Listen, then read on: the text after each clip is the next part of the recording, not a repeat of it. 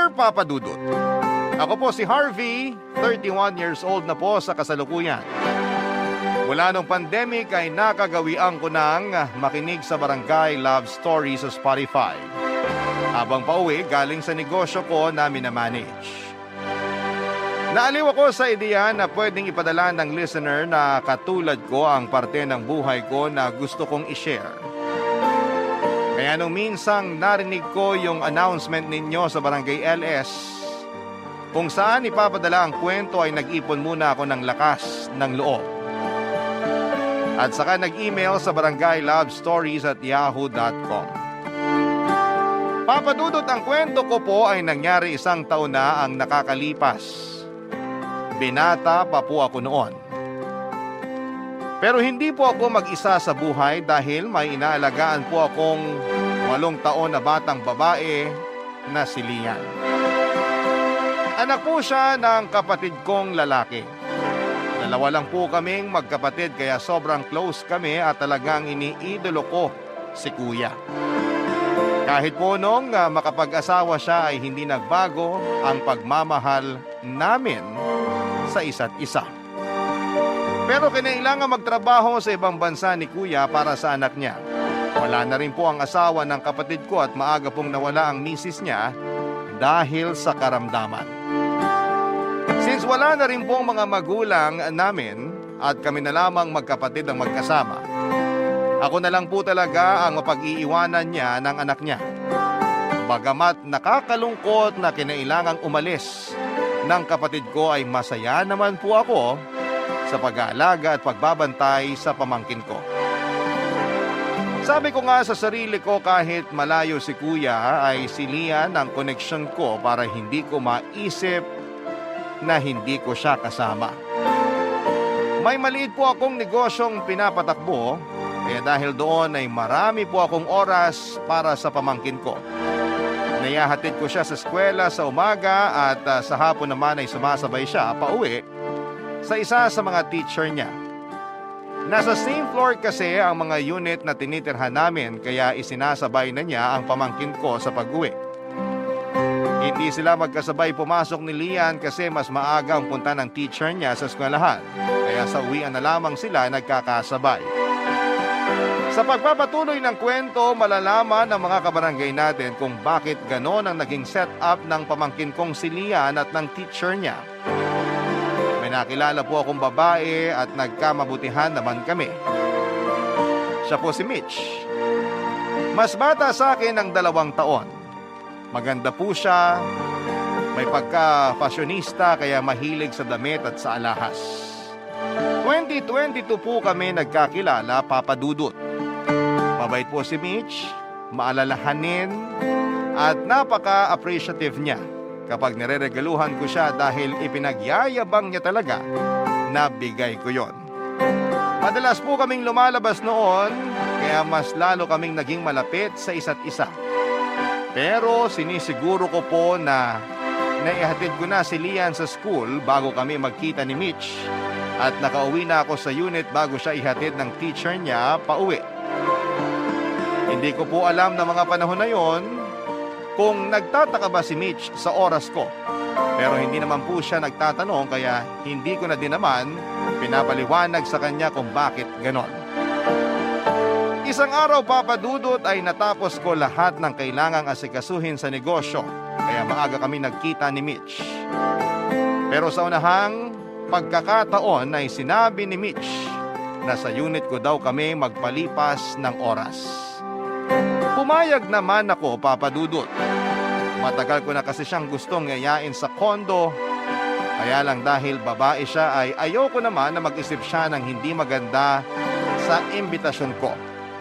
Kaya natuwa ako nung siya na mismo ang nagsabi.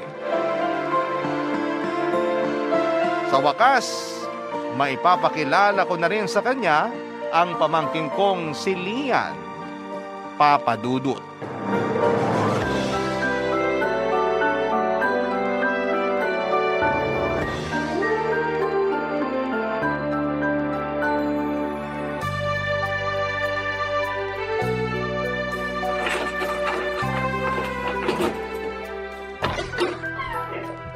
Tuloy ka, Mitch.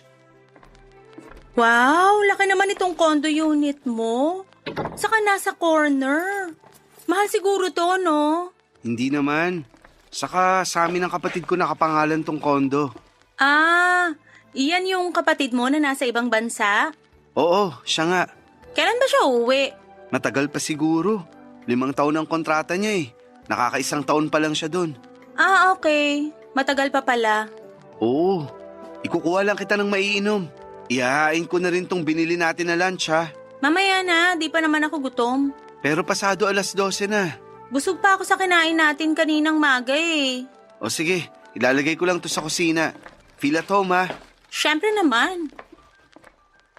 Ang ganda nitong pwestong nakuha ni Harvey. Maganda pa yung view sa labas. Ano yon? Ah, wala.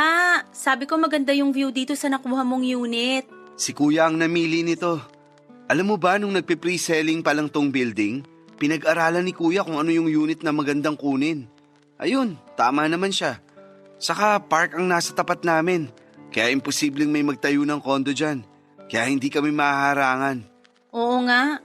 Magaling ang kuya mo ah. Hindi ko nasabi sa'yo na engineer si kuya. Kaya engineer siya dun sa pinagtatrabahuan niya. Ganun ba? Nakakatawa na matagal-tagal na rin tayo. Pero hindi mo pa alam ang mga ganung bagay sa buhay ko. Oo nga eh. Ikaw ngayon ka lang nagkukwento. Hindi naman. Ayaw ko kasing makulitan ka tuwing ibibida ko ang pamilya ko. Kaya hinintay lang kitang magtanong. Oo nga no. Hindi ko pala natanong. Kung may gusto kang malaman tungkol sa akin, itanong mo lang ha. Okay. Wala ka bang gustong malaman sa akin? Wala naman. Ha? Anong ha? Bakit parang nagulat ka? Ha? Wala. Wala naman. May tiwala naman ako sa'yo, kaya hindi na ako mag-uusisa sa buhay mo. Ha? Sige. Ilang kwarto to? 4. Pero yung isang bedroom, ginawa kong opisina. Ilan ang banyo? 3. Ayun yung isa malapit sa entrance. At yung 2 nasa 2 malaking kwarto. Ah, parang 2 master's bedroom. Parang gano'n na nga. Mahal siguro to, no? Hati naman kami ni kuya. Paano pag nag-asawa ka na? Anong ibig mong sabihin? Pag nag-asawa ka na, kanino mapupunta tong bahay? Sa amin pa rin ni kuya. Paano yun pag umuwi na kuya mo at may asawa ka na? Dito din siya titira? Oo. Hindi ba off yun? Ha? Hindi kita maintindihan. Ay nako, halimbawa magpakasal na tayo.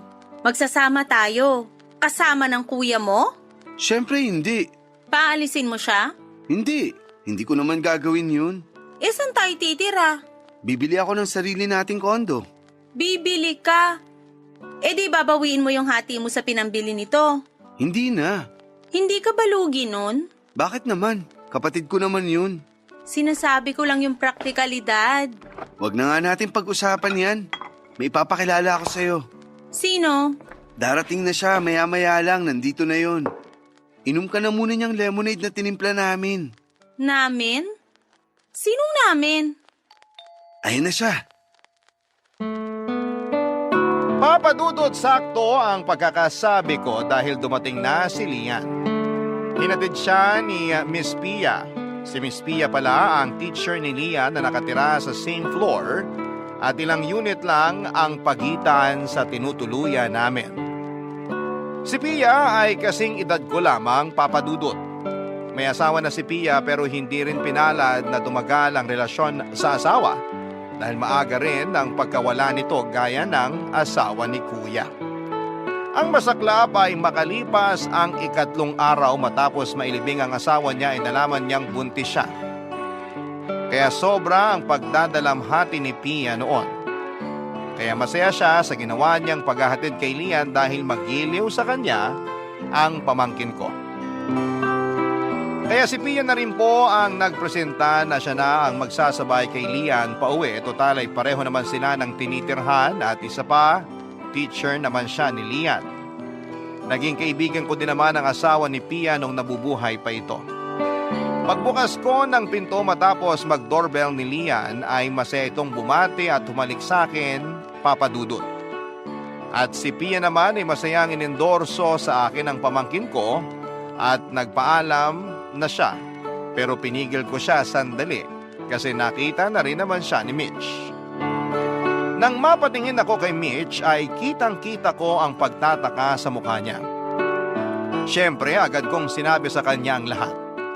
Ipinakilala ko sa kanya sina Lian at Pia. Napansin ko na parang iba ang itsura ni Mitch. Parang hindi siya masaya. Magiliw naman siyang binati ni Lian bago nagpaalam na papasok na sa kwarto dahil pagod ito at gusto nang magpahinga, Papa Dudut.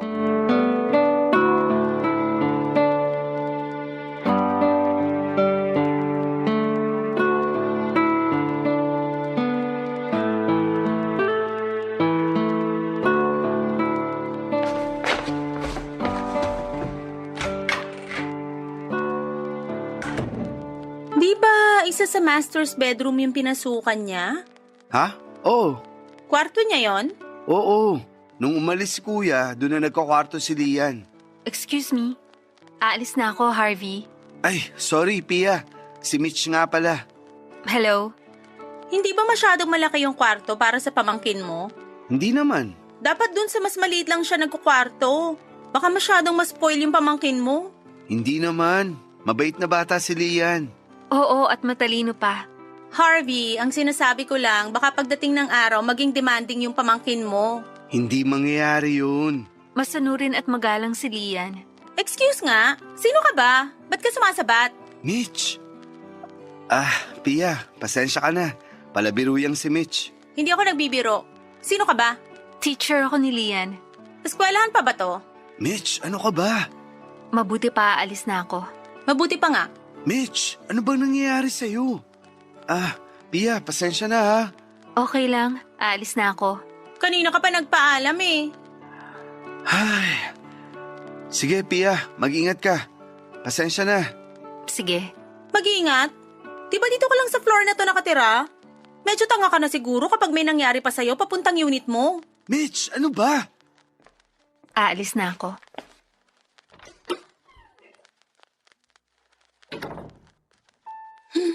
Salamat naman. Ano ba nangyayari sa'yo? Ano ba nangyayari sa akin? Hindi mo ba napansin nakikialam siya sa atin? Sabat ng sabat? Sino ba siya? Bakit ka ba nagagalit? Wala naman siyang ginagawa. Siya ba pag-uusapan natin? Mabuti pa nga, wag na. O ngayon, sagutin mo na yung tanong ko tungkol sa pamangkin mo. Unang-una, hindi mo sinasabi sa akin na may anak pala yung kapatid mo at dito nakatira at ikaw yung nag-aalaga. Ayokong magmukhang ipinapangalandakan ko sa'yo ang kwento ng buhay ko. Hinihintay kong ikaw ang magtanong at sasabihin ko naman. Ako pala may kasalanan nito. Hindi naman.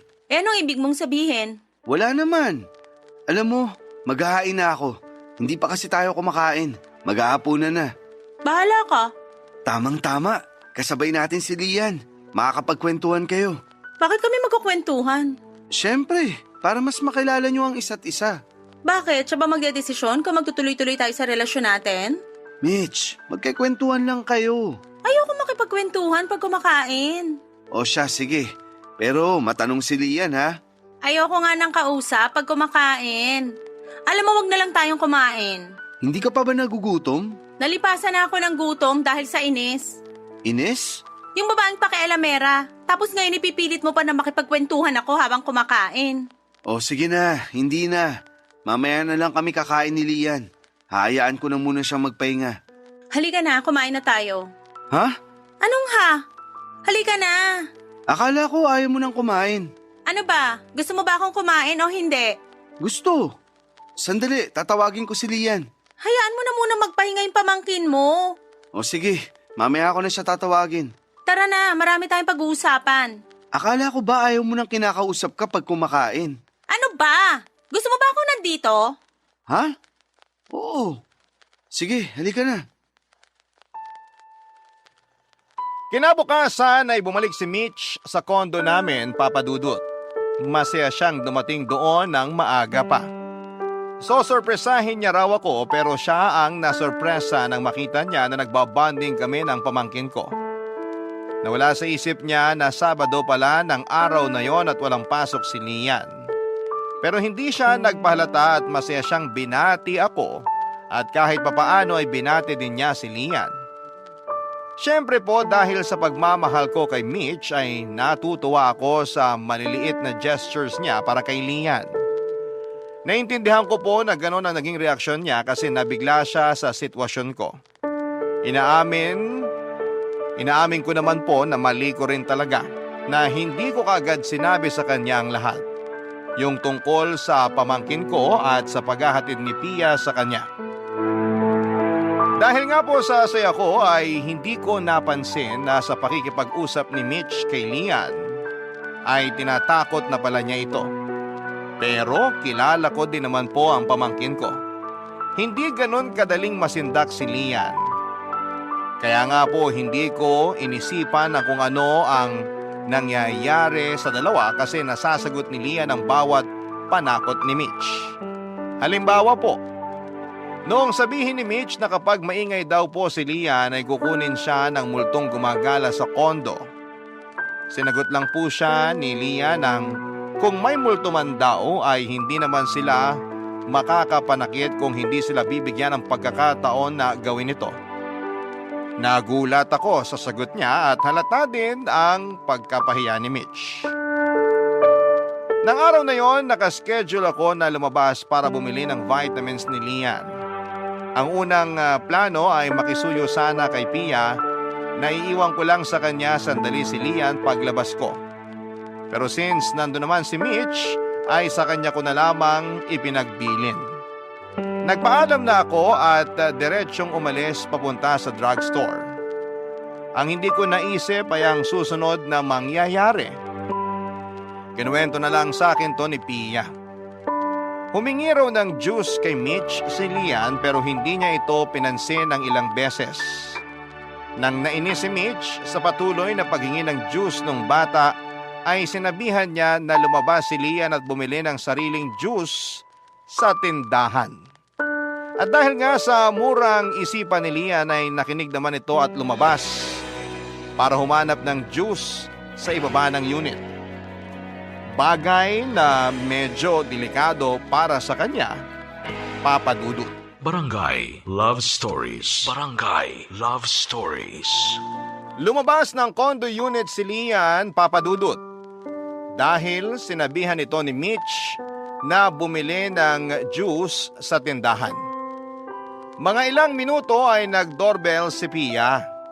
Nainis si Mitch nang makita na si Pia ang nasa labas ng unit. Kahit pa ba lang ang salita ni Mitch ay hindi lang yon pinansin ni Pia. Hinanap niya si Lian, total ay yun naman ang ipinunta niya. Nasabihan ko nga raw siya na iiwan ko sa kanya sandali si Lian. Pero hindi ko na nadala sa unit niya kaya nag-alala siya at pumunta na sa unit namin para makasigurado.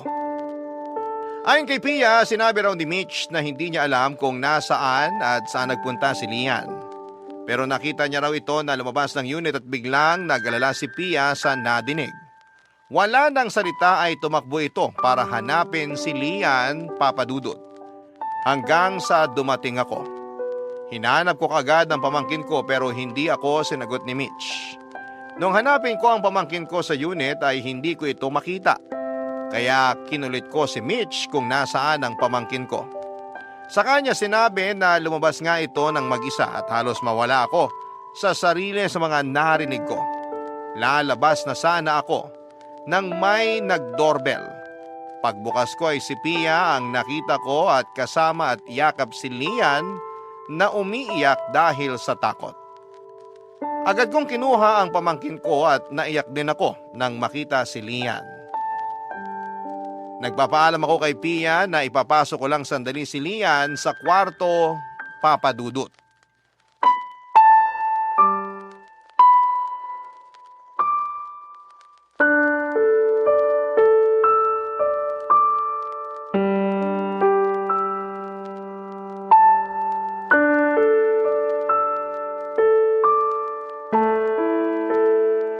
Oh, ano pang ginagawa mo dito?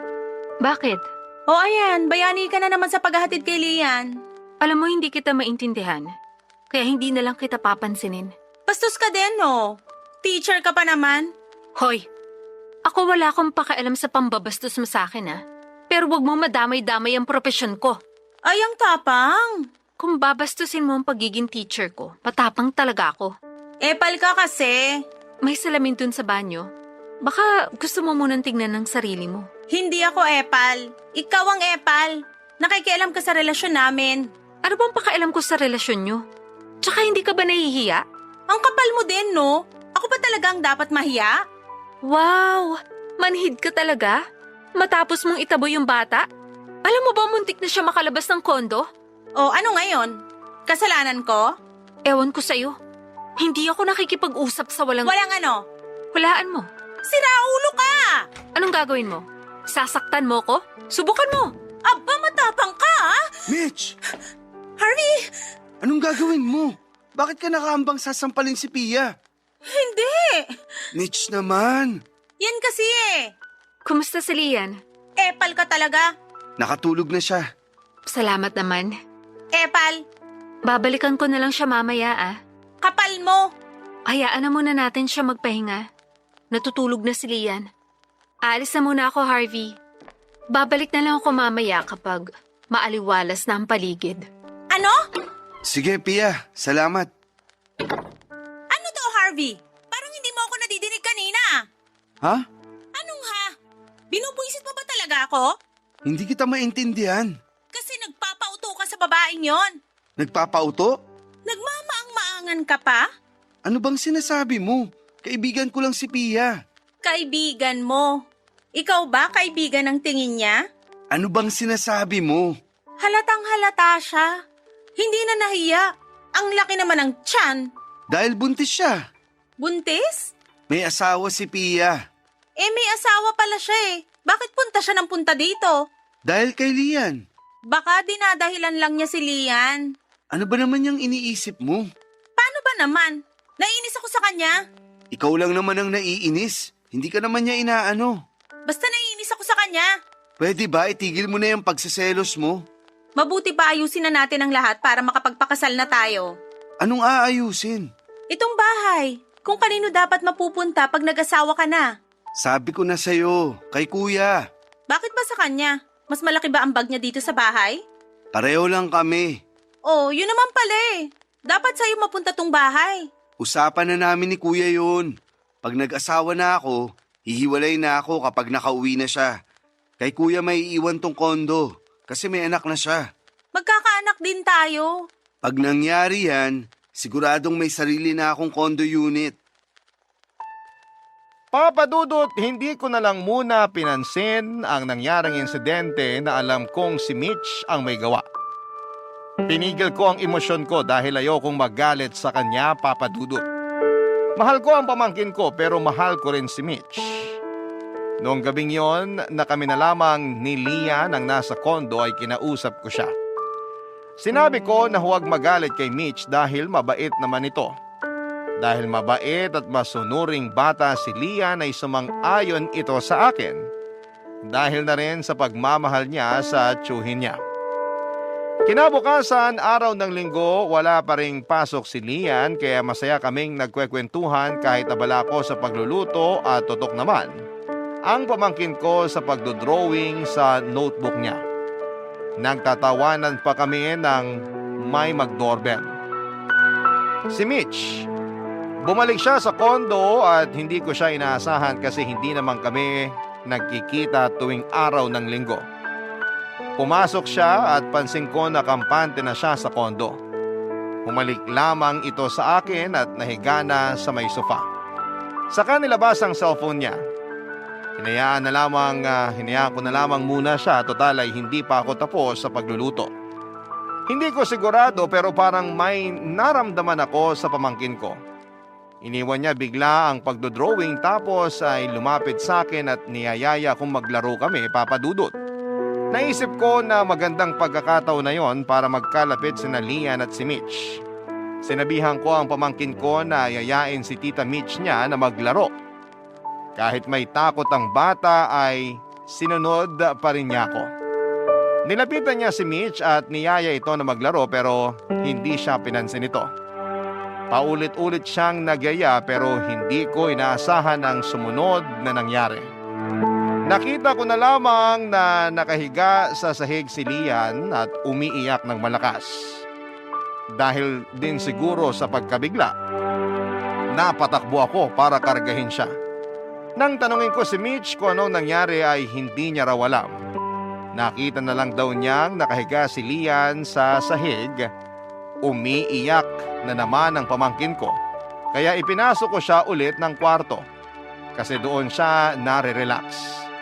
Hinayaan ko siya sa pag-iyak habang kinakausap hanggang sa makatulog na lamang uli ito. Saka ko siya iniwan at tinuloy ang pagluluto ko. Nung naguhugas na ako ng mga ginamit ko ay biglang may nag-doorbell, Papa Dudut.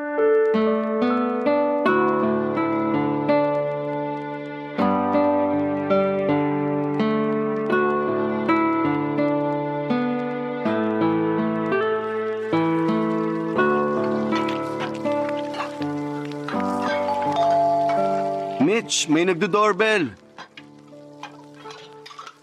Ako na nga.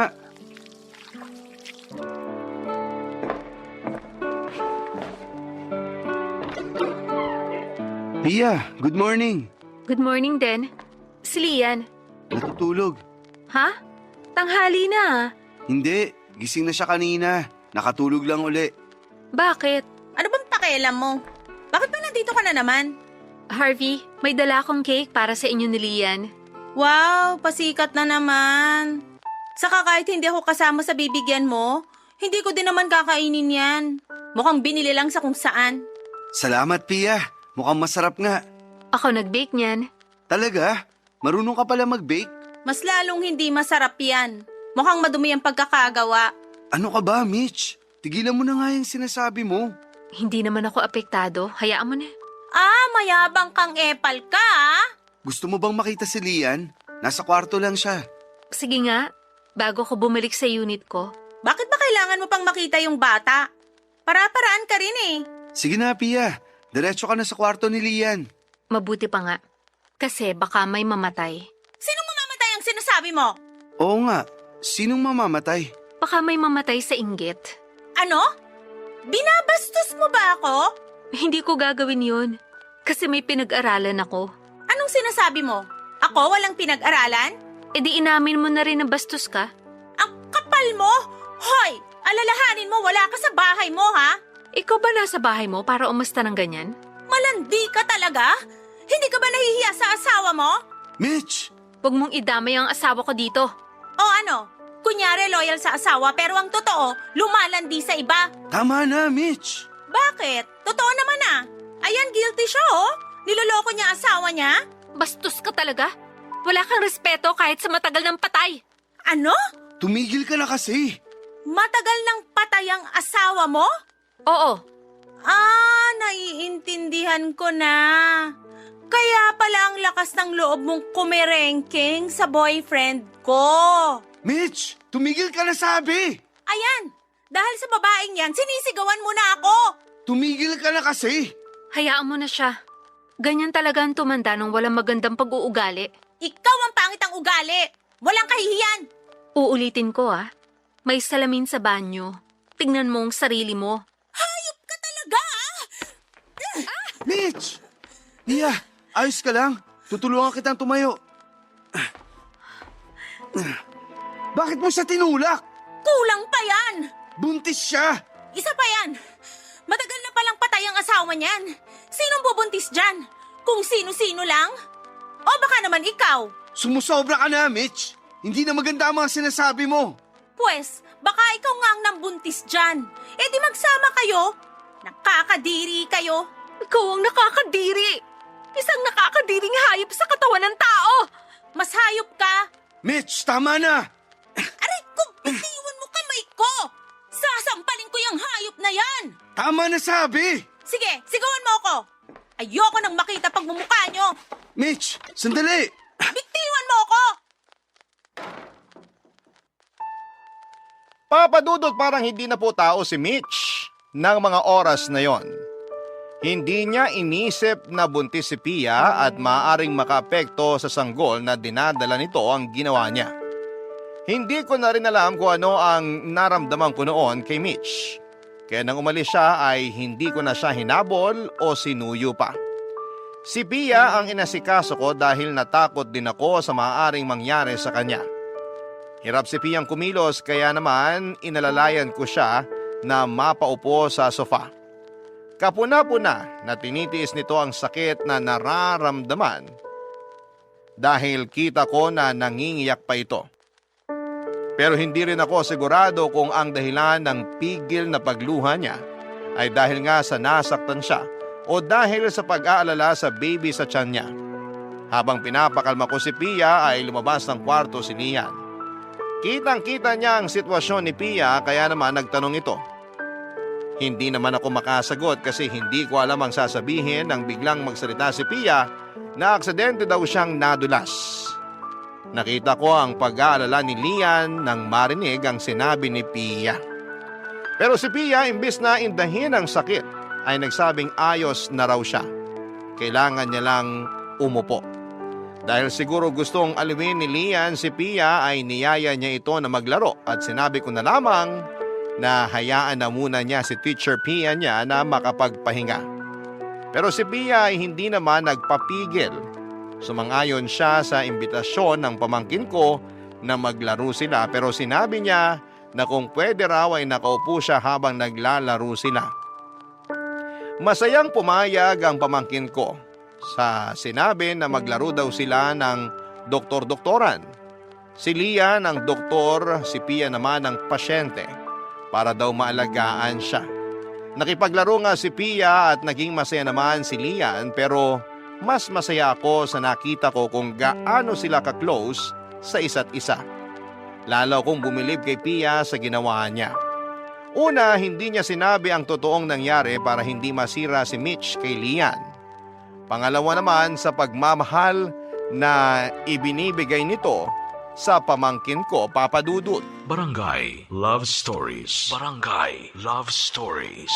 Papa Dudut, kahit na nagwo-worry ako na baka may masakit pa kay Pia habang nakikipaglaro ito kay Lian, ay natatabunan naman ang pagwo-worry ko sa masayang nakikita ko sa relasyon ni na Pia at ng pamangkin kong si Lian. Grabe ang sakripisyo ni Pia noong araw na yon. Kahit may masakit, Papa Dudut, ay hindi niya ipinahalata para hindi maapektuhan si Lian. Sinabihan ko ang pamangkin ko na tumigil na muna ng paglalaro at pagod na si Pia. Pero nagdahilan naman si Pia na kesyo magandang ensayo daw yon sa magiging bagong responsibilidad niya. Ang responsibilidad ng pagiging isang ina. Para daw kapag lumabas na ang baby niya ay alam na niya kung paano alagaan. Sinabi pa ni Pia na imbes na nag-iisip daw ako na kung ano-ano at nag-aalala, ay makipaglaro na lang daw ako sa kanila. Sinunod ko ang sinabi ni Pia dahil tama siya. Masyado ako nagwo-worry kaya kailangan ko ng magagawa. Hindi ko maipaliwanag kung ano ba ang nararamdaman ko noon. Habang tumatagal ang paglalaro namin, ay napakasaya ko sa mga nangyayari. Natapos ang araw na yon nang hindi na nagpakita o nagparamdam man lang si Mitch. Natapos ang araw na yon nang hindi ko man lang siya hinanap, Papa Dudut.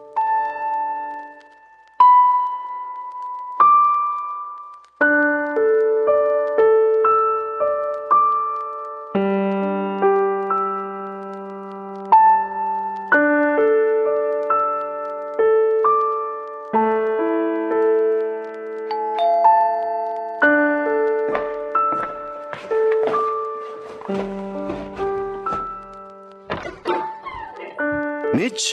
Bakit parang nagulat ka? Hindi naman. Hindi ko lang inaasahan na pupunta ka ngayon. Hindi na ba pwedeng puntahan ka ng biglaan? Hindi naman. Nagulat lang ako. Pwes wag ka nang magulat kasi normal lang yon. Pasensya ka na. Oh, hindi mo ba ako papapasukin? Ay, oo nga. Tuloy ka.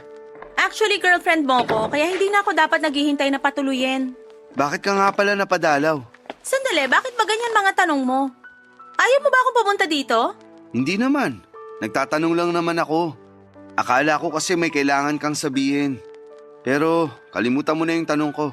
Meron nga akong kailangan. Ano? Yung housemate ko kasi, Ewan ko kung anong pumasok sa isip. Pinalayas ako. Ha? Bakit niya ginawa yun? Ewan ko. Wala akong ibang alam na dahilan kundi masama ang ugali niya. Bakit kanya papaalisin? Hati naman kayo sa bayarin sa bahay. Kaya pantay dapat ang karapatan nyo. Oo nga eh. Sandali, Saan ka pupunta?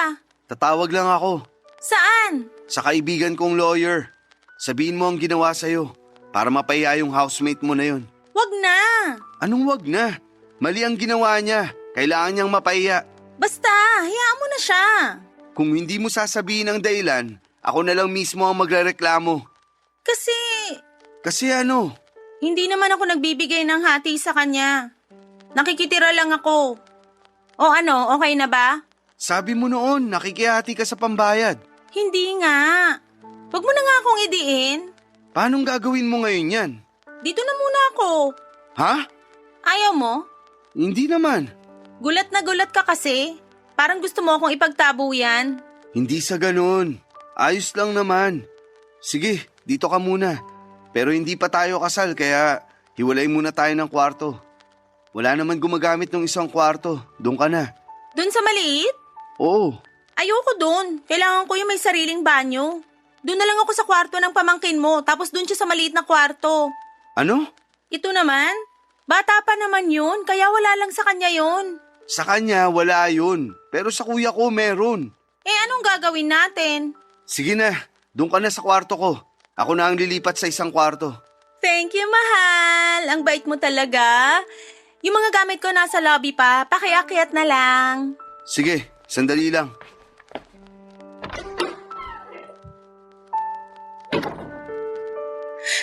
Ay, ang dali talagang utuin ni Harvey.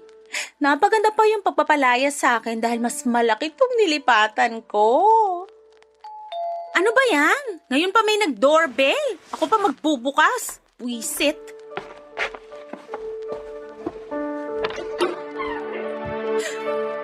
Ikaw? Bakit? Anong bakit? Wala si Harvey. Wala kang haharutin. Alam ko, nakasalubong namin siya sa elevator. Siya nagsabi na ihatid ko na lang si Lian dito. O pues, huling punta mo na dito. Hindi ka na pwedeng tumuntong dito. Ikaw namang bata ka. Tigilan mo na yung pagka-spoiled mo at hindi uubra sa akin yon dahil dito na ako titira.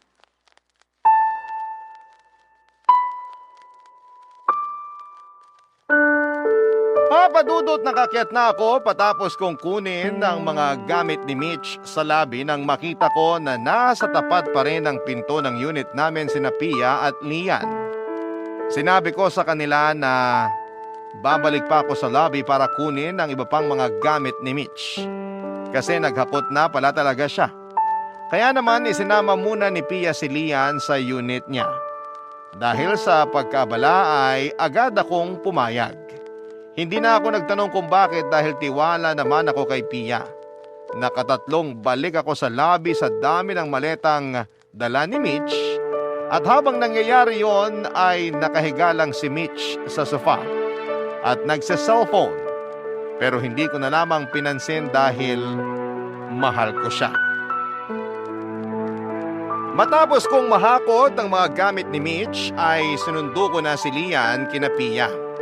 Habang pabalik kami sa unit ay pinaliwanag ko sa kanya na lilipat ako ng kwarto para naman hindi magtaka ang bata pag nakita niyang doon na ako sa maliit na kwarto na tutulog. Ang nasabi lang ni Lian sa akin ay tutulong daw siya na magligpit ng gamit ko. Napon ako na parang ayaw mawalay sa akin ang pamangkin ko. Ramdam ko na pilit lang tinatago ni Lian ang takot niya kay Mitch. Sa paglipas nga ng mga araw na nandun si Mitch ay nakita ko kung gaano niya hindi gusto ang pagkalinga sa pamangkin ko. Hindi gaya ni Pia, si Mitch ay wala talagang pakialam kay Lian. Pakiramdam ko ng mga oras na yon ay parang nababawasan ang pagmamahal ko kay Mitch. Pero pinaglalabanan ko ito. Hanggang sa mapagdesisyonan kong bumili ng engagement ring. Hindi ko napansin na natunugan pala ito ni Mitch. Yung pagbili ko ng singsing. Kaya nung araw na yon ay nag-ayos si Mitch ng todo. Nagbihis ng maganda at hinintay ako na makauwi. Papa Dudut.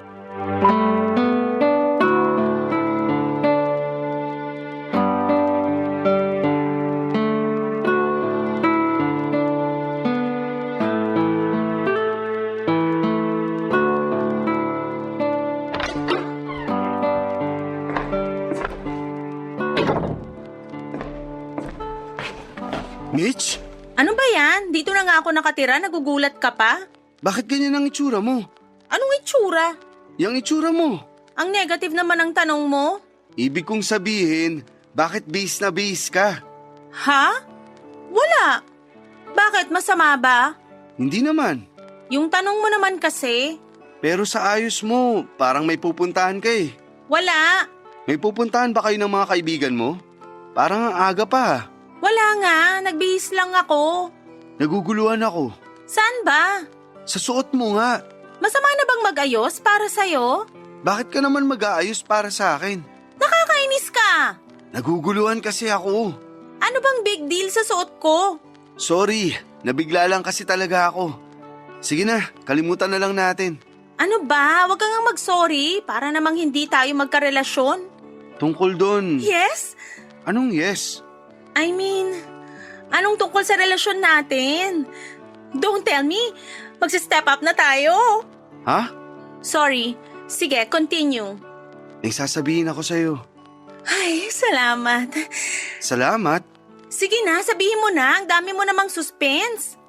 Mitch. Sino ba yung istorbong yan? Sandali, bubuksan ko lang ang pinto.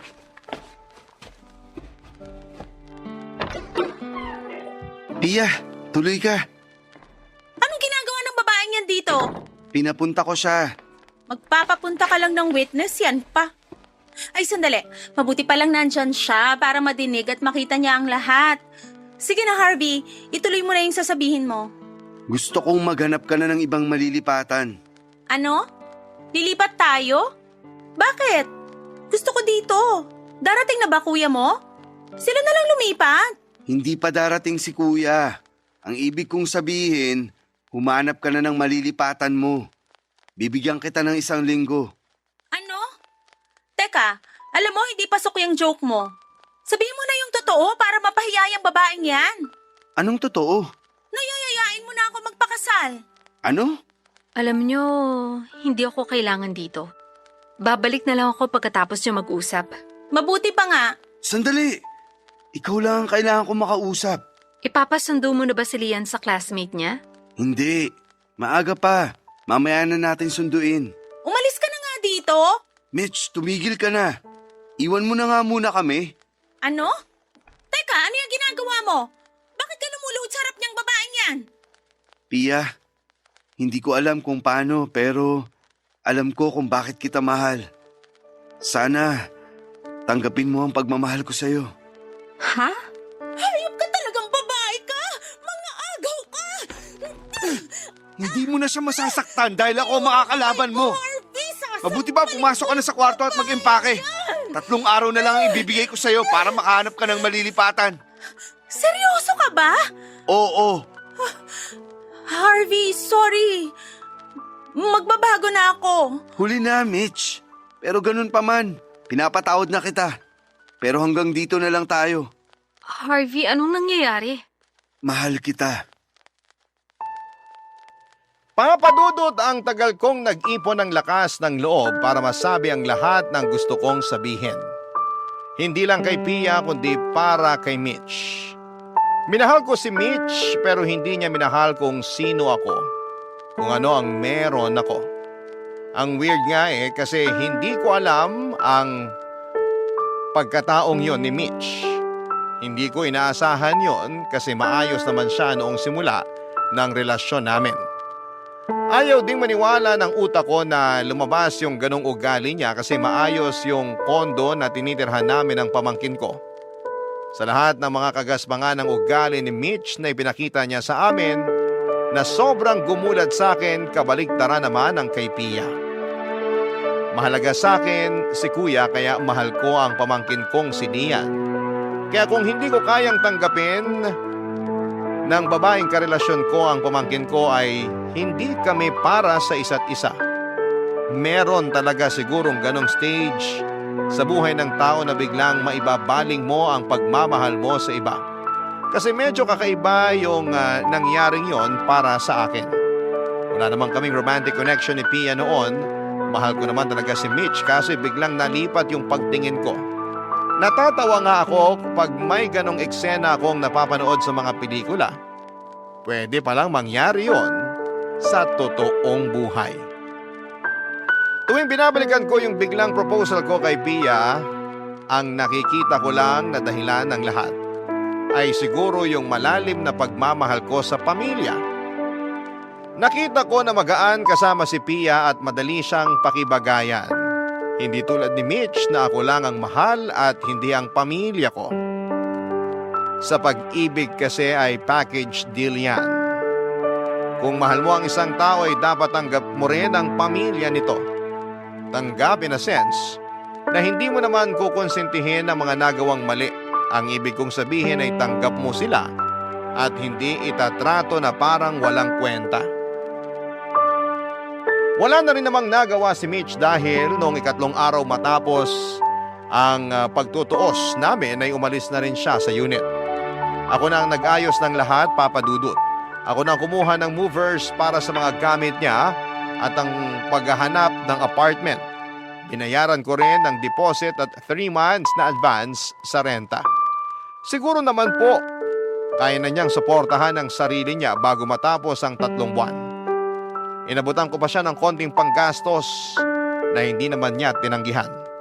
Hindi ko na rin naman sisingilin sa kanya yon, pati na ang ibang mga nahiram niya sa akin noon. Ang importante ay magkahiwalay kami ng walang gulo. Hindi rin naman kami nagpakasal ni Pia, tinanggap niya ang pagmamahal ko, pero ang kasal ay pinagpaliban namin.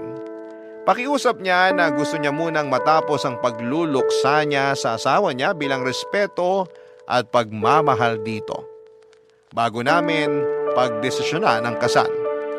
Hindi naman ako nagmadali at handa akong maghintay. Basta ang importante ay nandyan na siya at hindi na mawawala pa. Ang plano namin ni Pia, magpapakasal kami after 3 years. Inako ko na rin pala ang anak niya, ako na ang tumayong tatay nito. Ang pamangking kong si Lian ay nasa akin pa rin.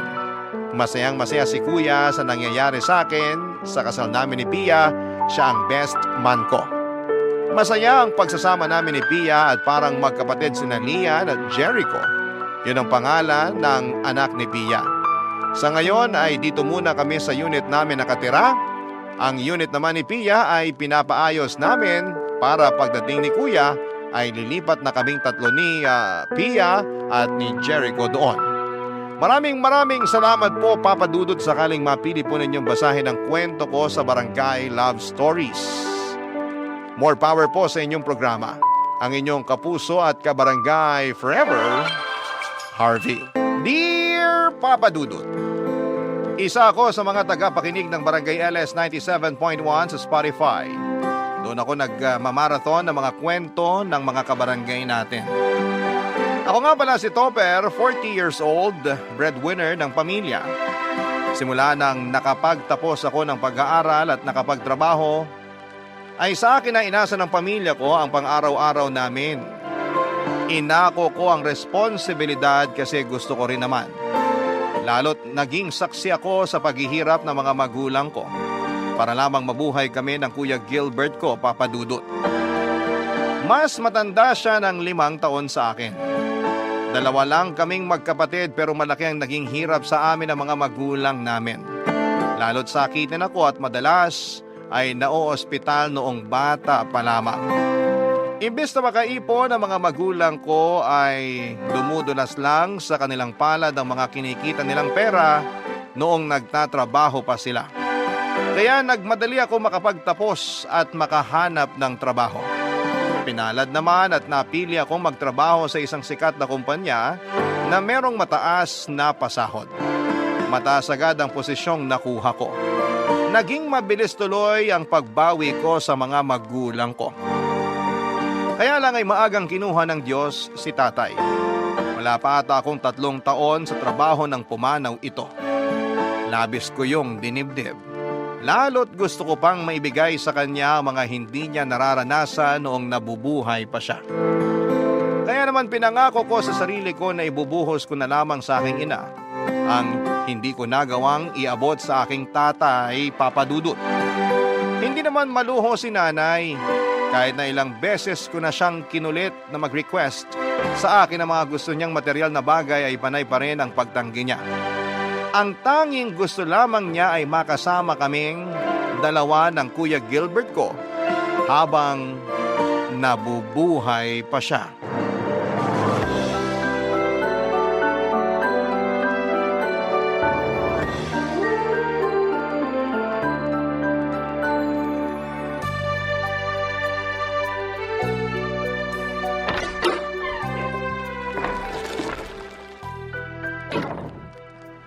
Nay, Oh, Topper! Ginabi ka ng uwi. may mga tinapos lang sa trabaho, Nay. Para wala na akong ibang iisipin sa weekend na gagawin. Mabuti naman yan para makapagpahinga ka na rin sa day off mo. Naaawa na ako sa'yo kada day off mo. Panay pa rin ang check mo sa laptop mo eh. Hindi lang talaga mapakali, Nay, kapag may hindi ako natatapos sa trabaho. Kumain ka na po ba?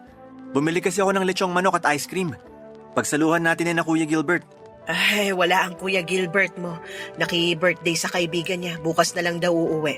Tayo na lang ang kumain, Nay. Samahan mo ako.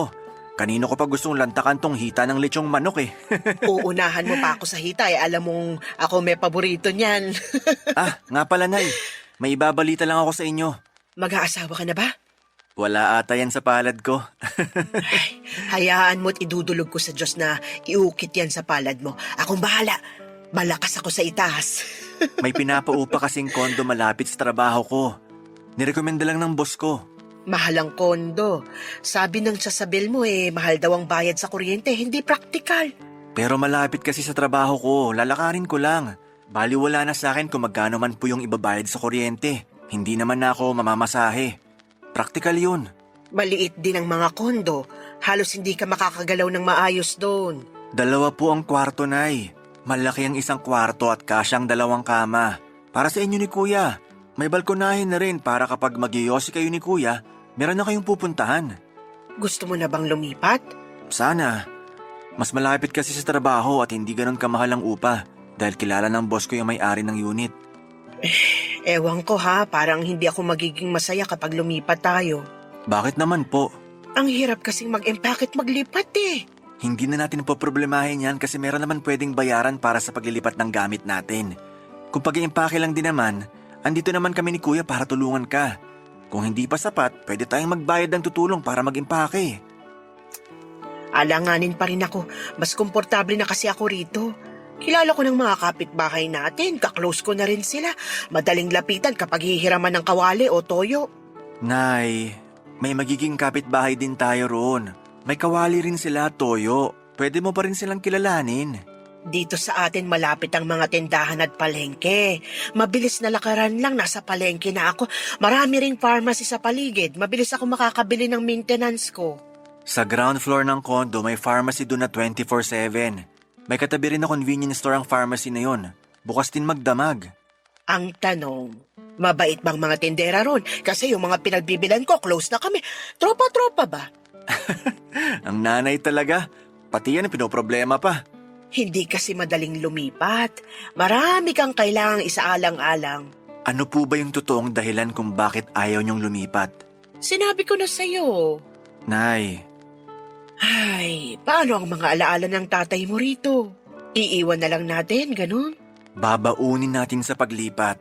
Kahit sa dulo pa tayo ng mundo lumipat, kasama natin ang mga alaala ni tatay. Madadala mo ba sa kondo yung sulok ng kwarto namin ng tatay mo?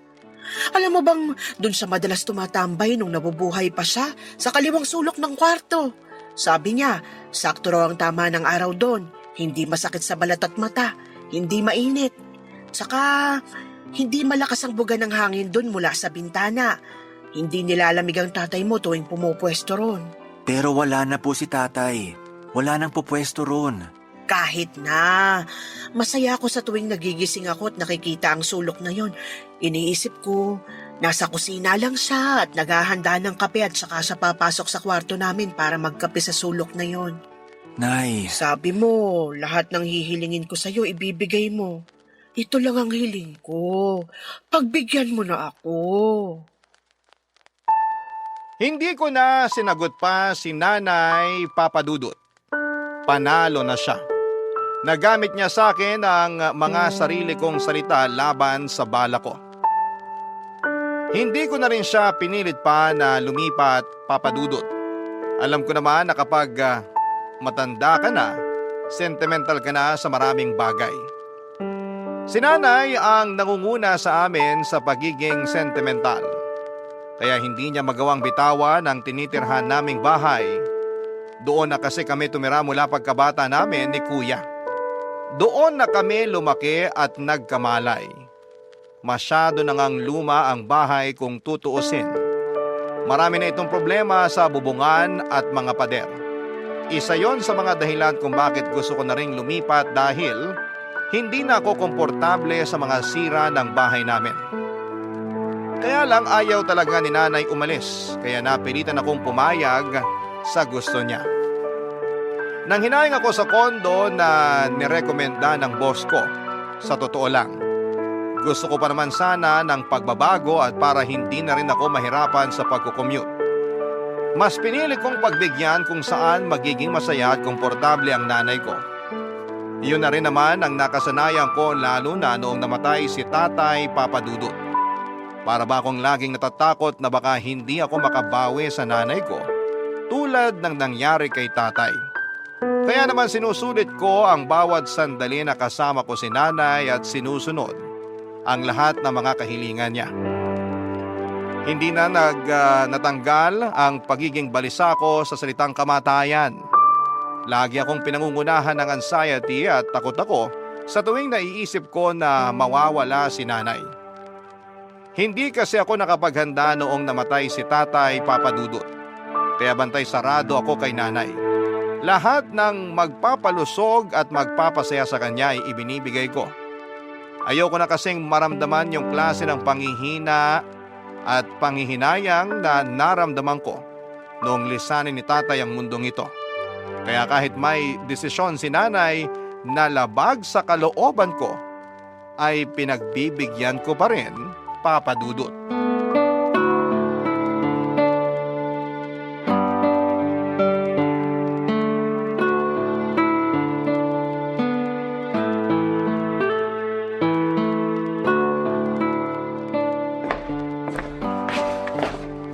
Kuya Gilbert, nasaan si nanay? Nasa banyo ata. Sumasama ang sikmura. Alam mo ba kung saan niya nilagay yung mga inipon kong coins sa altar? Nawawala eh. Ah, yung coins mo? Oo. Alam mo ba kung nasan? Ginastos ko na. Seryoso ka ba? Alam mo bang hindi maganda na nag-iipon ng barya? Lalo kung ilalagay mo sa altar. Bakit? Para raw pinag-iipunan mo na ang kamatayan mo pag ganun. At sino naman na nagsabi sa iyo niyan? Mga kamag-anak natin. Tanong mo pa kay nanay. Pinaghirapan kong ipunin yun. Nilalayo lang kita sa kamatayan at kamalasan. Dapat nga magpasalamat ka pa sa akin eh. Magpasalamat sa'yo? Dahil nilustay mo ang mga barya ko? Pinrotektahan lang kita. Saan mo ginamit ang mga barya ko? Kung saan-saan. Bumili ako ng luya para sa goto na niluto ni nanay kahapon. Magkano lang ang luya? Yung natira, pinangbili ko ng yosi. Hati kami ni nanay. At ginamit mo pa talaga para sa bisyo mo. Para sa bisyo namin ni nanay. Nagtatalo ba kayong magkapatid? Rinig ko kayo sa banyo. Pinapaliwanag ko lang kay Topper, Nay, na masama ang nag-iipon ng barya lalo kung ilalagay sa altar. Ah, oo. Mabuti nga hindi mo nilagay sa alkansya topper kasi mas mabilis daw gumana ang kamalasan nun. Hindi ko pinaniniwalaan ang pamahiin na yan. Kaya hindi yan gagana sa akin. Sa susunod, ipabuo na lang ang barya at idiretso mo na sa bangko, wag na sa altar. Wala na talaga akong ilalagay dyan sa altar maliban sa insenso. Sarili mong kabahay pag nanakawan ka. Hindi kita pinagnakawan, ha? Ayusin mo yung mga salita mo. Ginawan ka na nga ng pabor eh. Kailan naging pabor sa akin na pagnakawan ako ng pera? Niligtas nga lang kita sa kamatayan. Ay, awat na kayo sa pag-aaway. Kayong dalawa na nga lang ang magkapatid, panay pa ang pag-aaway nyo. Ipaliwanag mo kasi, Nay, kay Topper na iniisip ko lang ang kalagayan niya. Ang galing naman. Kaya mo ba naisip na ipangbili na lang ng Yossi yung mga barya ko? Yossi namin ni nanay. Dalawa kaming nakinabang doon. Hindi lang ako. Hayaan mo na yun, Topper. Sa susunod, huwag ka na kasing mag-iipon ng barya para hindi na kami matakot ng kuya mo. Pinakaba mo kami eh. Ako pa tong mali. Hindi naman namin sinasabi na mali ka. Gusto lang talaga naming mag-ingat ka. Ayoko mamatay ka, anak, dahil lang sa kakaipon mo ng barya sa altar. Tama. Kung hindi dahil sa akin, baka pinaglalamayan ka na ngayon. Grabe. Grabe talaga. Aalis muna ako. Saan ka pupunta gabi na? Ipapabuo ko sa tindahan itong mga barya sa bulsa ko para wala nang mananakaw. Pabili na rin ng isang pakete ng Yossi. Bayaran ko sa'yo sa katapusan. 20 years old lang si nanay nang ipanganak niya si Kuya Gilbert. Dahil panganay, naging practice child si kuya ng mga magulang ko. Lalo na si nanay. Kaya sa aming dalawa ay alam kong mas malalim ang koneksyon nilang dalawa kumpara sa akin. Lalo't parehas pa sila ng bisyo, ang magyosi. Lagi silang magkausap na dalawa sa tuwing wala ako sa bahay. Wala kasing trabaho si kuya at hindi siya nakapagtapos ng pag-aaral dahil tinulungan niya si nanay na mag-asikaso sa bahay. Nasanay siyang hindi nagtatrabaho at umasa lamang sa inaabot noon ni tatay. Noong namatay si tatay, sa akin naman siya bumaling para umasa ng sustento. Mas lalo pa siyang ginanahan na hindi magtrabaho noong namatay na si tatay. Ang lagi niyang rason ay kailangan ng makakasama at bantay ni nanay sa bahay. Lalo't wala na raw si tatay. Pinayagan ko ang rason na yon, lalo't babad ako sa trabaho at mas marami talaga akong oras na nailalagi sa opisina kesa sa bahay. Ayoko namang maging malungkot si nanay kapag nag-iisa ito. Kahit noong time na yon ay gusto ko nang maghanap ng trabaho si kuya para may kasama naman ako sa pagbabayad ng bills sa bahay. Lalo na sa maintenance ni nanay. Gusto ko na ring makaipon para sa sarili ko. Sa totoo lang, kahit malaki ang sahod ko ay wala akong nasimulang ipon dahil lahat ay napupunta sa mga bayarin sa bahay. Gusto ko ang lahat na matulungan, kaya naman gastos ko ang lahat ng meron sa bahay. Mas lumalaki pa nga ang gastos ko mula nang namatay si tatay kasi nagdesisyon akong mag-travel kaming mag-ina. Gusto ko kasi talagang makabawi sa nanay ko pagdating sa oras na binubuhos ko sa kanya. Kaya naman, Papa Dudut, iginagala ko na siya. Bagay na hindi ko nagawa noon kay tatay noong nabubuhay pa siya. Papa Dudut. Barangay Love Stories. Barangay Love Stories. Papa Dudut, sinubukan kong tiisin ang mga inis ko kay Kuya Gilbert. Kung ako lang ang masusunod ay ayoko na sanang makasama pa siya sa isang bahay dahil habang tumatagal, mas nagiging palaasa siya sa akin. Sinanay lang naman ang gusto kong sustentuhan noon pero dahil naka-package deal sila ni Kuya Gilbert, kaya wala na rin akong magawa pa. Damay si Kuya sa lahat ng mga ibinibigay ko kay nanay. Hindi naman din ako makaangal. Iniisip ko na lamang na masaya naman kasi si nanay kapag nandyan si kuya. Pero paano naman ako? Lagi na lamang akong binibigyan ng stress ng kapatid ko. Tulad na lamang ng pagiging wala niyang malasakit sa mga gamit namin sa bahay. Sa bagay, hindi kasi siya ang bumibili kaya madalas nasisira niya yung mga gamit kasi wala siyang pake. Masira naman kaagad, meron naman daw akong pambili. Hindi talaga siya maingat at may pagkabalasubas. Lagi niyang sinasabi na kaya ko pa naman daw bumili ng bago dahil malaki naman ang sinasahod ko. Hindi ako natuwa roon at masyado na siyang kampante na ako ang nagsisilbing padre de pamilya sa amin kahit na dapat siya ang kumakargo kasi siya naman ang panganay. Wala rin siyang naitutulong. Inaasahan ko pa naman dahil wala siyang trabaho ay pwede na niyang tulungan si nanay sa mga gawaing bahay. Pero maling-mali ako. Lagi ko siyang nadadatna na nakahilata at may hawak pang beer habang pinapanood lang si nanay na naglilinis ng bahay.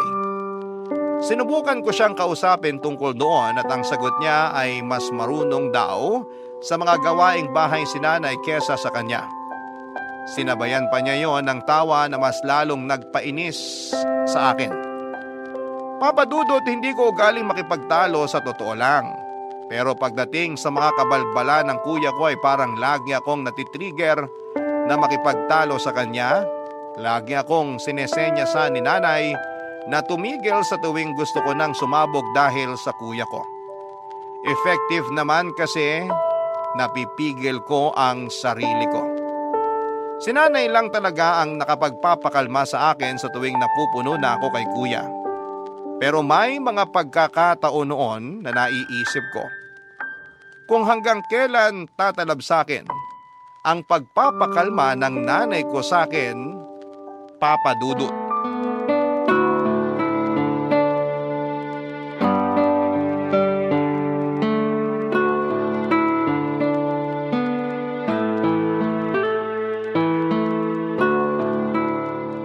Ano ka ba naman, Gilbert?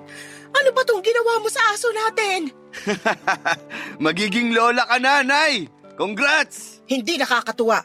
Bakit mo pinabuntis tong aso natin? Para maibenta natin, Nay. Sayang naman. Ang ganda kaya nitong chihuahua natin. Quality. Dapat pinapalahian talaga to eh. Nay? Topper, anak. Mabuti at dumating ka na. Sabayan mo na kami ng kuya mo na maghapunan. Hindi pa rin kami kumakain dalawa. Sige po. Bumili na rin ako ng inihaw na panganan tuna. Idagdag natin sa ulam. Topper, magiging tatay ka na. Ano? May nabuntis ako? Hindi ikaw. Yung aso mong chihuahua. Ano? Parang 1 buwan na atang buntis. Base sa pagkakakapa ko sa tiyan niya. Hindi mo ba napansin na medyo umumbok yung tiyan niya? Paano ko mapapansin? Ibabad ako sa trabaho. At least ngayon, alam mo na. Congrats! Nay, bakit hindi nyo binantayan yung aso natin? Ewan ko ba naman dyan sa kapatid mo? Wala na tayong magagawa. Nangyari na eh. Tanggapin na lang natin yung mga magiging anak niya. Kung ayaw mo ng dagdag na aso rito sa bahay, pwede ko namang ibenta. Para may pangbakasyon din ako sa birthday ko. Pinagkakitaan mo pa talaga? Kesa naman masayang yung mga anak niya, di ba? Hindi pa nga natin alam kung mabubuhay ang mga anak niya. Pwede silang mamatay sa ginawa mo. Oh, di ikaw na tong magaling. Pasensya na kung iniisip ko lang ang pangangailangan ng aso natin. Iniisip mo ba talaga ang pangangailangan ng aso? O nangangailangan ka lang talaga ng panggastos? Sana humingi ka na lang sa akin, kaysa pinakailaman mo tong aso natin. Huwag na kayong magtalo. Wala na tayong magagawa. Nangyari na eh. Si kuya kasi, parang walang pinagkakatandaan. Ikaw na talaga tong matalino at maganda ang trabaho. Porke alam mong umaasa lang ako sa bigay mo at sa mga magiging anak ng aso. Hayaan mo, kapag nanganak niyang aso, lahat ng mapagbebentahan, ibibigay ko sa'yo. Hindi yan ang gusto kong puntuhin dito. Topper, sinabi kong awat na eh.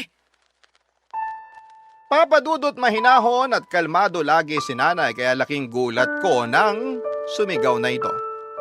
Ni minsan ay hindi niya kami sinigawang magkapatid, maliban na lamang noong gabing yon. Kaya mas lalo akong naggalit kay kuya. Huminto na rin ako sa pakikipagtalo sa kanya at pinili na lamang na pumasok ng kwarto ko. Hindi na ako nakasabay na kumain sa kanila. Nakailang katok sa pinto ko si nanay pero hindi ko siya pinagbuksan. Nasaktan ako sa direktang pagkampi niya kay kuya. Kahit dati pa noong mga bata kami ay si kuya rin madalas ang kinakampihan niya. Naintindihan ko yung sitwasyon kasi noon ay mas paborito naman ako ni tatay. Kaya lang noong namatay na si tatay at kaming tatlo na lamang ang naiwan, minsan pakiramdam ko ay nag-iisa na lamang ako. Dahil sa ganong pag-iisip ay hindi ko napigilang maiyak. Binuksan ko ang TV ko sa kwarto, nilakasan ko ang volume para matabunan ang tunog ng pag-iyak ko. Hindi po ako iyaking lalaki pero nasaktan talaga ako noon. Nahaluan pa ng stress at pagod sa trabaho. Lumipas ang ilang linggo at pinipilit ko pa rin maging productive sa trabaho sa kabila ng pagkabuisit ko sa kuya ko. Nadagdagan na naman yung pagkabanas ko kay Kuya Gilbert dahil sa isang pangyayari. Madaling araw noong magising ako. Nagutom ako kaya lumabas ako ng kwarto. Nagpunta ako sa kusina para kumain at doon ko nakitang naghihingalo na ang aso namin. Nagmadali ako maghanap ng vet clinic na bukas pa ng mga oras na yon. Nakahanap naman ako at nagmadaling itinakbo doon ang aso namin, pero sa kasamaang palad ay hindi na ito umabot pa ng buhay. Sa bilis ng mga pangyayari, medyo lutang pa ako ng kausapin ng vet. Ang naaalala ko lang na sinabi niya ay namatay daw ang aso namin kasi mas malaking aso ang nakasta dito. Malaki ang mga tuta sa tiyan ng aso, na habang tumatagal ay lalong nagpapahirap sa aso namin kaya nagkaroon ito ng komplikasyon at yon ang naging sanhi ng pagkamatay nito. Pag-uwi ko ay pinaalam ko yon kaagad kina nanay. Nagkibit balikat lamang si kuya na parang hindi mabigat ang mga nangyari. Mula noon ay nagtanim na ako ng sama ng loob sa kapatid ko.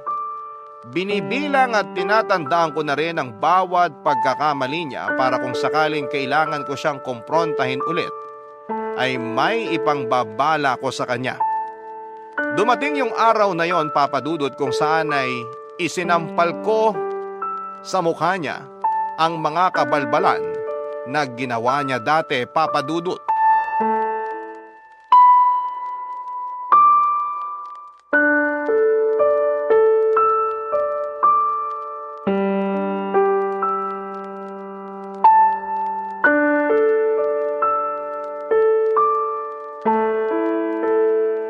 Kuya Gilbert, mag-usap tayo. Asan si nanay? Nasa kwarto siguro. Nahihilo raw. Bakit?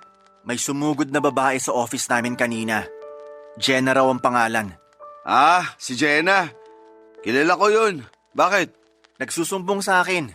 Iniiwasan mo na raw siya after niyang sabihin sa'yo na buntis siya. Ang hina naman niyang makagets. Dapat alam na niya yun. Kapag iniwasan ko siya, ayoko na. Ayaw mo na dahil nabuntis mo? Tulad ng mga dating nabuntis at tinakasan mo. Alam mo naman na pala. Bakit kailangan komprontahin mo pa ako tungkol kay Jenna? Kasi nakakahiya. Sinugod ako sa opisina. Akala nila ako nakabuntis sa kanya. Sabihin mo, di pa nga ako sigurado kung ako yung ama ng pinagbubuntis niya. Sigurado akong sa'yo yun. Hindi ako nagkakamali kapag may tinatakasan kang babae. Lagi mong sinasabi na hindi sa'yo yun. Pero pagkalabas ng bata, halos walang pinagkaiba sa mukha mo. Sobra ka namang mangusga. Tandaan mo, ako pa rin ang kuya mo. Ikaw pa rin ba ang kuya sa ating dalawa? Kasi parang ako na yung umaako nun eh. Ako ang bumubuhay sa pamilya natin. Ako ang problema sa mga kalokohang pinapasok mo. Kung ano man ang problema ko sa mga nabubuntis ko, hayaan mo ko. Huwag mong problemahin. Paano hindi po problemahin? Eh ako ang sinusugod ng mga nabubuntis mo. Ako ang ini-stress nila sa tuwing tinatakasan mo sila.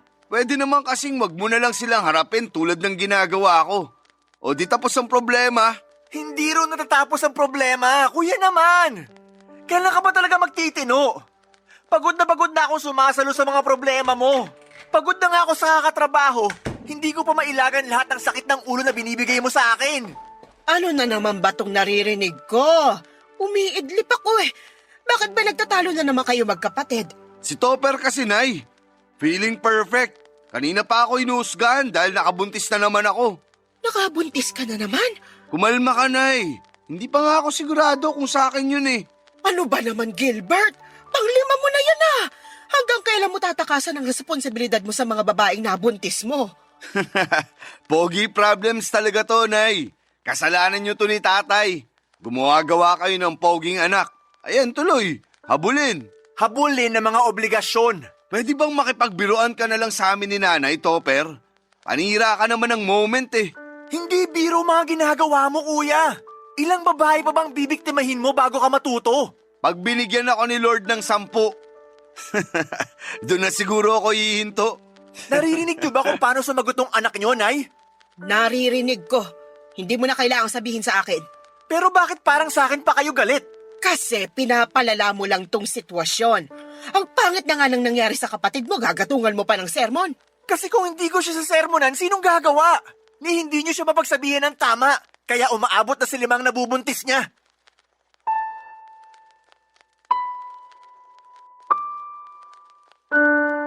Tinalikuran ko silang dalawa at hindi na hinintay pang makasagot isa man sa kanila, Papa Dudut. Malapit na akong mapundi noon kaya minabuti ko na lamang na layasan silang pareho. Hindi ko na pinakinggan ang pag-uusap nila at muli akong nagkulong sa kwarto. At kahit medyo naririnig ko ang mga palitan nila ng salita ay hinayaan ko na lamang sila. Hindi na ako nakialam pa. Sila naman ang may problema at hindi ako. Bakit ko ba stressin ang sarili ko para intindihin at pakisamahan sila?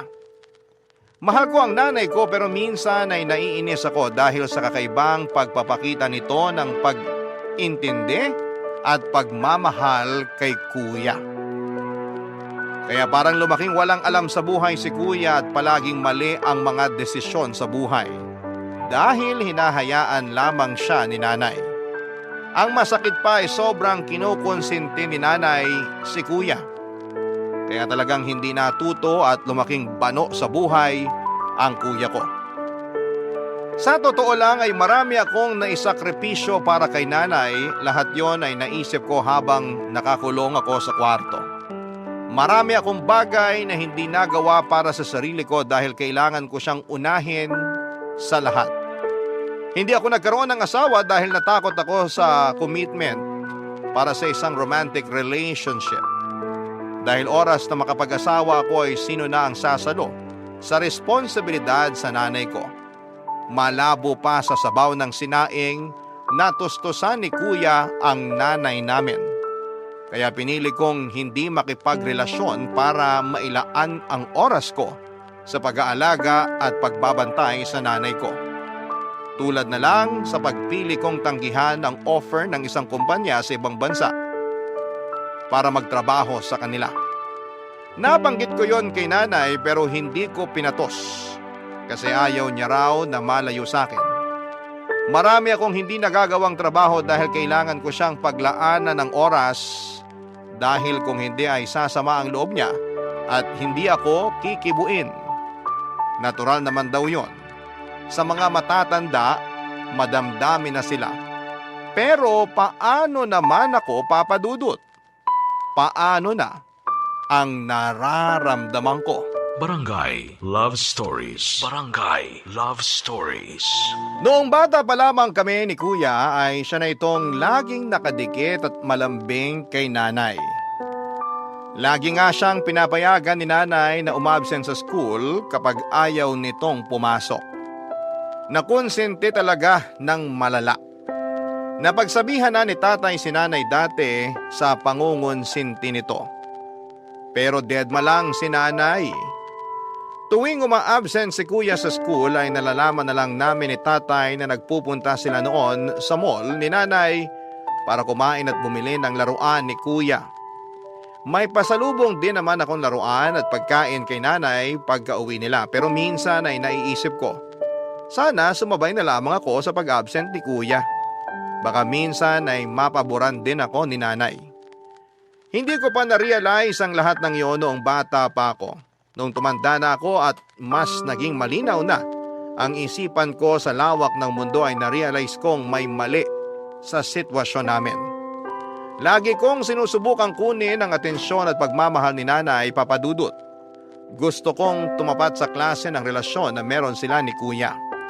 Kaya naman nagpursige ako sa pag-aaral at pagtatrabaho at sa pagiging mabuting anak sa kanya. Naging mabuti naman si nanay sa amin pero kumpara sa kapatid ko ay malayo yung trato niya sa akin. Mas lalo kong gustong kunin ang atensyon at pagmamahal ni nanay lalo nung namatay na si tatay. Nawala na kasi ako noon ng isang taong paborito ako. At sa pagkawala ni tatay, si nanay lang ang naisipan kong lapitan para punuin ang naiwang espasyo ni tatay sa puso ko. Hindi ko yon sinabi kay nanay dahil hindi kami gaanong ka-close na dalawa para mag-share ng saloobin ko. Hindi katulad ni Kuya Gilbert kayang-kaya niyang sabihin lahat ng mga nararamdaman niya kay nanay. Doon ako higit na naiinggit dahil wala akong mapagsabihan ng nararamdaman ko. Pakiramdam ko ay nag-iisa na lamang ako lagi. Hindi ko yon pinaramdam kay nanay. Lagi kong ipinapakita sa kanya na andun lamang ako lagi sa tabi niya at nakasuporta. Papa Dudut.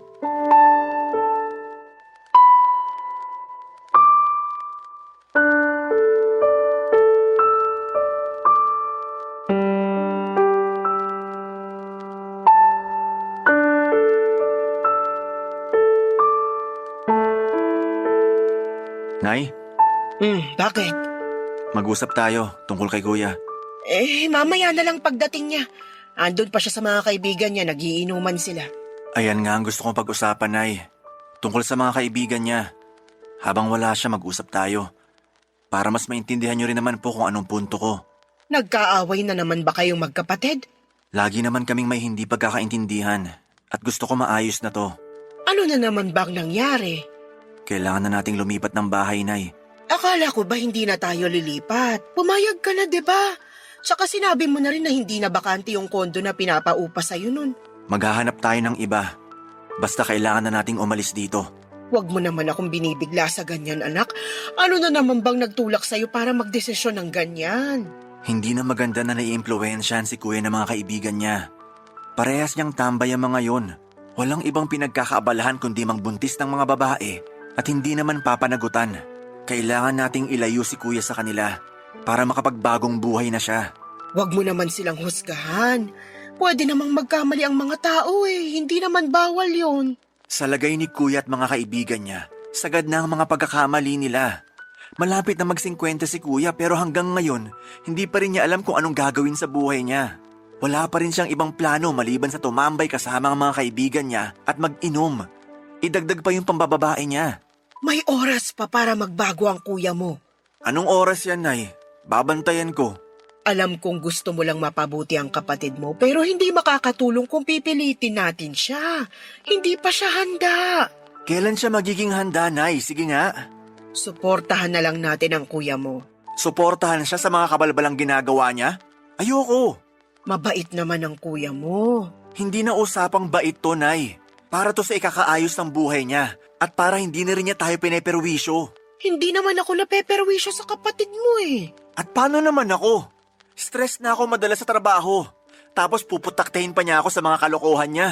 Ako ang sumasalo nun, Nay. Sana maintindihan niyo ako. Paano naman ang mga alaala natin sa bahay na to? Hindi ka ba nanghihinayang?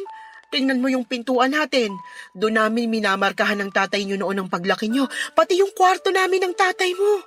Hindi ko pinapinturahan ng mga pinintan niyo ron ng mga bata pa kayo para lagi akong may alaala tungkol sa inyo. Picture na lang natin at ipa-frame. Isabit natin kahit saang parte pa ng bahay na lilipatan natin. Ayoko talagang lumipat, anak. Matanda na ako. Madali na akong mapagod sa kakapalit ng paligid ko. Hayaan mo na ako rito. Hindi ba't gusto mo naman akong maging masaya? Dito ako masaya. Pupunta muna ako sa opisina. Itatapusin lang ako. Anak, pwede mo ba akong ihatid? Saan po ba ang punta nyo? Isasabay ko na kayo sa taxi. Sa probinsya natin pero sa Sabado pa naman. Dumating kasi yung kumari ko na si Lily galing Dubai. Gusto ko sanang makita siya at makakwentuhan. Nay, may trabaho ko sa Sabado. Baka pwedeng umabsent ka muna, minsan lang naman. Marami akong ginagawa sa trabaho tuwing Sabado, Nay. Di ba nga madaling araw na ako madalas nakakauwi dahil marami akong tinatapos sa araw na yon? Ihahatid mo lang naman ako. Pwede kang magbalikan kung gusto mo. Tapos sunduin mo na lang ako ron ng Lunes. Ang imposible po ng pinapagawa nyo. Masasakripisyo ang trabaho ko. Maraming umaasa sa akin sa office. Paano naman ako? Ikaw lang tong inaasahan ko. Hindi na naman ako nakaimik sa sinabi ni Nanay Papa Dudut. Tulad ng dati, hindi ko na naman siya nagawang tanggihan. Pero bakit kapag ako ang humihiling sa kanya, ay hindi niya ako mapagbigyan? Ganon na ba talaga ang role ko bilang isang anak? Nag-file ako ng leave sa trabaho para maihatid ko ang nanay ko. Sabado at Lunes, ni-request ko. Hindi ko naman kasi siya magawang pabiyahihin ng mag-isa. Lalo't sinusumpong siya madalas ng kanyang high blood. Bigla na lamang itong mahihilo at madalas ay dumudugo ang ilong. Kailangan niya talaga ng kasama. Sinabi ko na si kuya na lamang ang sumama sa kanya pero may pupuntahan daw ito sa mismong araw ng Sabado. Kaya ako ang inaasahan ni nanay na maghahatid sa kanya papunta sa probinsya. Hinintay ko siya at lumuwas kami pabalik ng Lunes. Hindi na ako mapakali noon dahil alam kong natambakan na ako ng trabaho. Pero kailangan kong unahin si nanay. Habang nasa biyahe pa uwi sa bahay, naalala ko bigla noong bata ako. Hindi ako nakahabol sa audition ko sa isang singing contest dahil inuna ni nanay na dumaan muna sa kaibigan niya para makipagkumustahan. Nakailang pakiusap ako na umalis na kami pero sinitan niya ako at sinabing late na din naman daw magsisimula ang audition. Pero nagkamali siya doon. Nagsimula yon sa tamang oras at hindi na ako nakaabot dahil natawag na ako para sumalang. Hindi pinagbigyan sa audition yung mga tulad kong na-late kasi marami ang mga participants. Napalagpas ko yung pagkakataon na yon dahil mas inuna ni nanay ang ibang tao. Maraming beses pa niyang pakiramdam sa akin na lagi niyang inuuna ang ibang tao kesa sa akin. Hindi sana sasama ng todo ang loob ko kung paminsan-minsan ay pinakikinggan at binibigyan niya ng pabor ang mga kahilingan ko.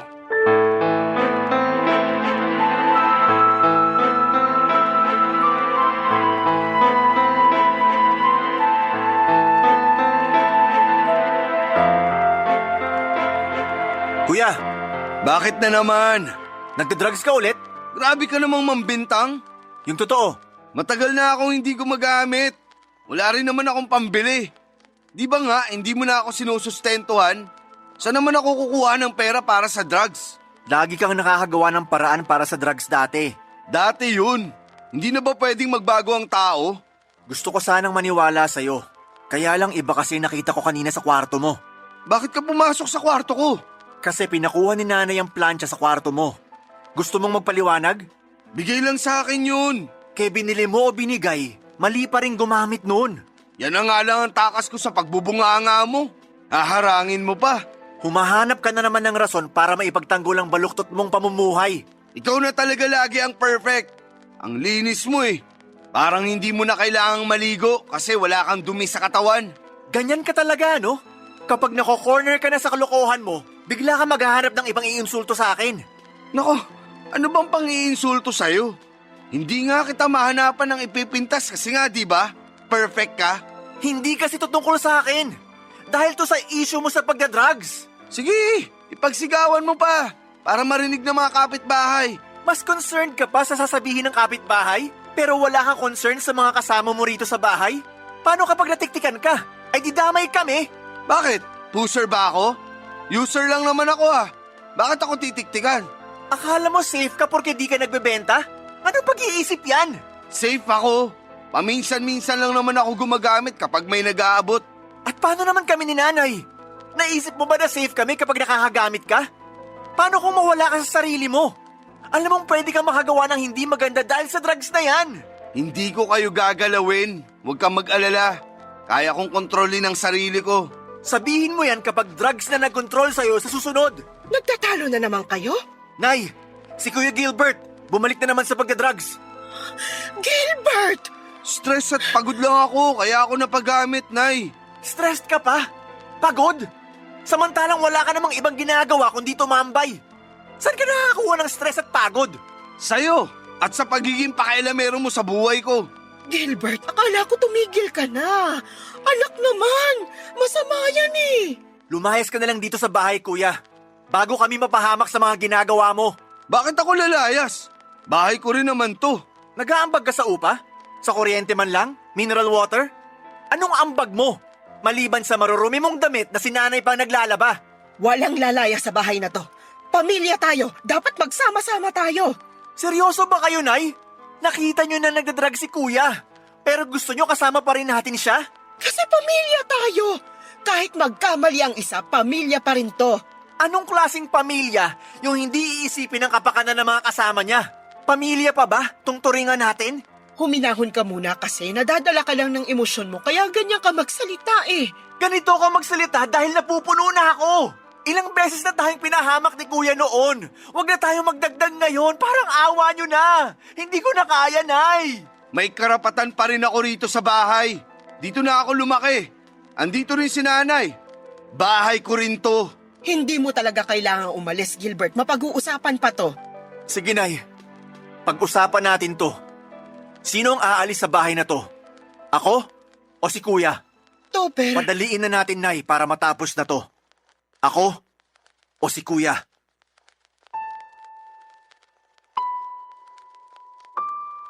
Napatitig sa akin si nanay, sinisiguro niyang seryoso ako bago siya sumagot. Hindi naman makatingin ang diretso sa akin si kuya at napansin ko ring pinagpapawisan ang noo niya. Siguro alam niyang dehado siya sa pilian. Pero sa totoo lang, pakiramdam ko noon ay dehado rin ako. Sa lalim ng koneksyon ni nanay at Kuya Gilbert ay malaki ang posibilidad na mas piliin ni nanay si kuya. Hinanda ko naman ang sarili ko. Naisip ko na mabilis lang akong makakaalis sa bahay namin at kakayanin ko naman ang gastos sakaling lilipat ako sa bagong apartment. Pero ang tanong na tumatakbo sa isip ko, paano silang dalawa? Paano si nanay?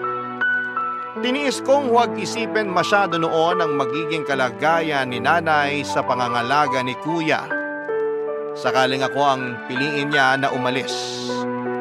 Gugutumin ba siya ni Kuya Gilbert o baka naman mapilitan si kuya na maghanap ng trabaho para may maipakain sa nanay namin? Yun ang mga bagay na kasalukuyang naiisip ko nang biglang magsalita si nanay.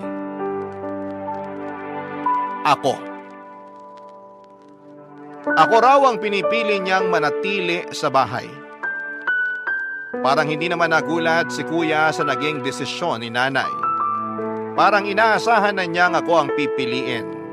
Kabaligtaran naman sa akin, inasahan kong si kuya ang pipiliin dahil siya ang paborito. Pero naligayahan ang puso ko nang sa wakas ay nagkaroon ako ng espasyo sa puso ng nanay ko. Humingi ng tawad si nanay kay kuya at pinagsabihan na itigil na ang paggamit ng pinagbabawal na gamot. Sana naman ay nakinig si kuya at magbago na talaga. Matapos noon, papadudot ay sinabi ni nanay na handa na siyang lumipat ng bahay kung saan ay mas malapit sa trabaho ko at mas makakatipid. Baka raw oras na rin ng pagbabago. Doon nasiyahan lalo ang puso ko, sa wakas ay nakinig na si nanay sa akin. Matapos noon ay nag-usap sina kuya at nanay at nakita ko ring inabutan ng pasimple ni nanay ng isang bungkos ng pera si kuya. Inipon niya yon mula sa mga inaabot ko sa kanyang allowance kada sahod ko at sa mga natatanggap kong komisyon. Naging mahirap din sa akin ang desisyong yon lalo't nasasaktan ako na makitang malungkot si nanay dahil sa paghihiwalay nila ng panganay niya. Pero kesa naman parehas kaming malubog sa bangkang sinasakyan namin, balang araw ay maiintindihan din niya ako. Hanggang dito na lamang po ang liham ko at sana'y nakapagbigay ako ng aral para sa mga pamilyang nakikinig sa Barangay Love Stories. Abangan ko pong ma-upload ang kwento ko sa online sakaling hindi ko matsyempohan ng live. Muli maraming salamat po sa inyo Papa Dudut at pagpalain ng Barangay LS. Muli maraming salamat. Ang inyong kapuso at kabarangay, Topher.